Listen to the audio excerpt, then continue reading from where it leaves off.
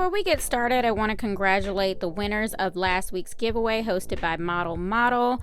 Make sure you shoot me an email at the email address listed in the description box below so that we can get your prizes sent out to you. And congratulations also to the winners of the Instagram giveaway. Thank you guys so much for participating. This was so much fun. So to kick off the video, I'm going to show you guys a takedown of her knotless braids. This was the last set that we did on her, and it has been a total of 3 months. Yes, 3 months. I was supposed to take these out a month ago, but things happened and life happened, and we had a lot of water activities that came up, so it didn't make sense to take them out until she was done with water activities for the summer.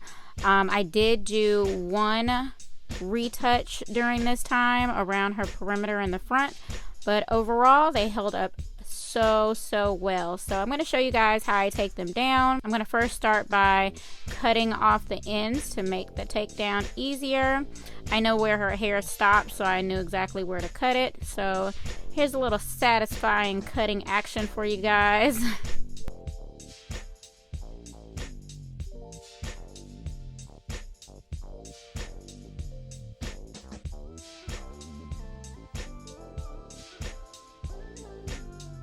So once I've got them all cut down, I'm going to go ahead and start removing the braids.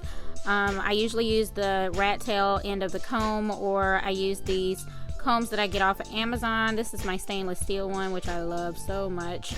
And as you can see, she's got buildup. So to release some of that buildup, I'm going to use one of these two products. I featured these in a video some videos ago, but these work really great for releasing buildup. So I'm going to spray that on there and loosen everything up, rub it in there real good. And then using the wider end of the comb, I'm going to gently start removing some of that buildup out of her hair. Once I've gotten everything loosened up, I'm going to detangle completely with my Denman brush. And as I move along, I'm going to work in sections, and when I'm done with each section, I'm going to braid or twist it together. That way we don't get it all tangled up again during the process. So now that our braids are out and freshly washed and conditioned, I want to make sure I have my water bottle on standby. This is the leave-in that I'll be using. It's a very lightweight leave-in, and we're going to try a new gel today, this Tropical Roots Firming Lock Gel. And of course, we're going to need some rubber bands. To twist her hair, I'm going to be using this 14-inch Passion Twist hair. I'll leave a link in the description box below and where you can pick that up. To prep the hair, we're just going to separate 3 pieces for each section that we're going to be twisting. There's no need to fluff the hair out because we'll be doing all that fluffing once we get the hair installed. You can part the hair however you like. I went with the standard brick lay. This is actually basically how I used to style her hair naturally when she was younger. The only difference is that we're going to be adding in the Passion Twist hair to kind of help cover up her hair and protect it a little bit more. What I did here was I applied some of the gel to the section at the root, and I'm just going to rubber band it with 2 rubber bands. I used 2 because her hair is super thick and I wanted to make sure we didn't have any pop on us. And by the time I got to this part of her hair was starting to dry out, so I grabbed my handy dandy water bottle, sprayed it down, and brushed it out with my Denman brush. Once the section is smooth and detangled, I'm going to split that piece into 2. Then I'm going to take my 3 Passion Twists and crochet them through the root of the section. Once I've got that split out, I'm going to then start fluffing out the Passion Twist hair. I do this because if you fluff it out before, it can be very difficult to get it crocheted through. So just crochet it through first, then fluff it out. Then I'm going to gather the 2 sections together, and then I'm going to start twisting. I'm doing like a rope twist in which you twist the section on itself and then cross over each twist. I hope that makes sense. And I'm also making sure to twist to the right because this Passion Twist hair twists better to the right. That's how you get that fluffiness and that springiness and that uniformity. I'm essentially going to twist all the way down till I get about 1 inch or 2 past her natural hair. Once I get to that point, then I'm going to rubber band the ends of it. Then I'm going to snip what I want off the bottom. For that beautiful fluffy look, I definitely recommend snipping about right at the inch mark.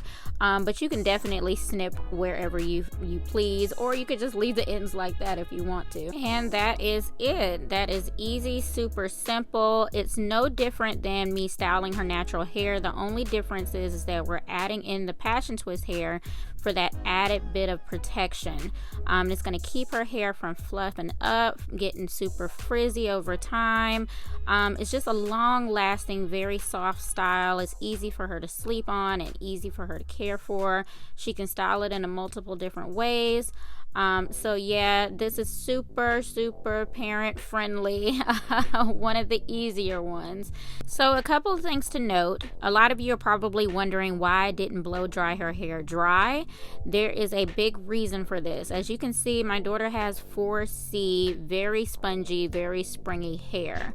So in order for me to maintain the look of the twist, I want her hair to be in its most natural state, and that's typically when it is styled wet. If I were to blow it out, her hair would be too long and we wouldn't be able to get that short look that we were going for. And then over time, as her hair started to revert, then it will start to pop out of the twist and it won't look as nice and neat and natural. So essentially, I'm just using her shrinkage to my advantage here. The other thing I want to note is that as I'm twisting down, I want you guys to see how I am wrapping the passion twist hair around her natural hair. I'm not just twisting them all together, I'm actually wrapping it. And here's another close-up on how I'm doing that. I'm wrapping the passion twist around her natural hair, essentially tucking it into itself before I make the next rotation. And that's it. That's about all the tips I have for you guys. It only took me about an hour and a half to complete this look. I'm going to set her hair with the Tropical Roots foam and let it air dry. This is going to ensure that her hair stays nice and set into place. Also give it a little bit of shine. The beauty of this style is that you can jazz it up however you want. You can change the color of the rubber bands. You can add hair jewelry, ribbons, barrettes. The possibilities are definitely endless.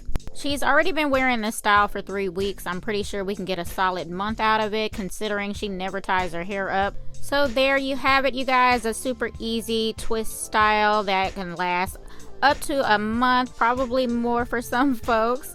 Very soft, very flexible, very kid friendly. Also easy for my parents out there who struggle with the braid game. Twisting is not nearly as bad or difficult, I promise. As always, if you learned something, thumbs up on your way out, and we'll catch you in the next video. Bye.